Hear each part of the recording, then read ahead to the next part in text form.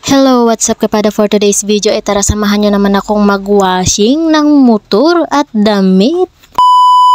Magandang araw mga kapada, ngayon nga pala ay magwashing nga tayo nitong motor. Ay, isu agarot. Bali wala ang trabaho si Papa ngayong araw kaya nga mawawashing natin itong motor. Ay na, may kat malatipitak na.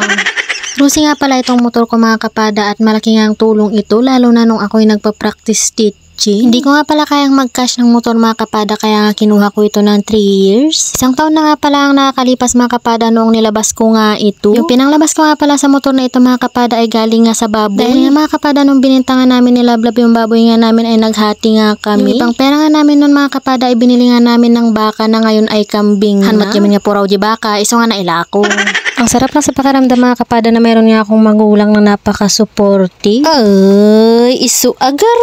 Balingan nga pala mga kapada ay si Papa ko nga muna yung naguhulog ng aking motor kasi nga naman mahina na nga yung aking kita sa TikTok shop. At ganoon na nga rin yung ibang sideline ko na work ay hindi na nga rin ganun kalaki yung kita. Ay na kapada nagatidog tilistaan ni Papang ko, unti utang ko.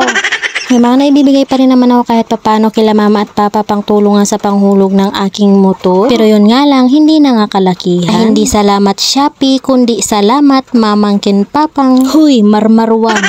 Bali kung makikita nyo nga rin pala dito mga kapada ay nagwa-washing nga rin ako habang nga ako ay nagwa-washing ng motor. Huy, paano yun? Ang ginagawa ko nga kasi mga kapada habang nga nagwa-washing si Papa ng motor sa labas ay tinutulong-tulungan ko siya. Ay, isu agarot.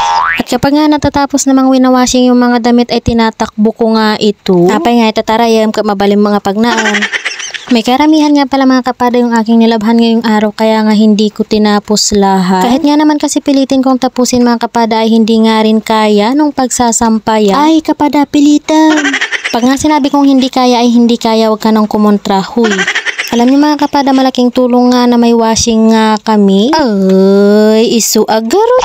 Pero nga nung mga bata kami mga kapada ay naranasan nga namin yung araw-araw ang naguguso. Tapos nga nagtapang nga gikabil ti Clorox, uri la maabutan, di ima.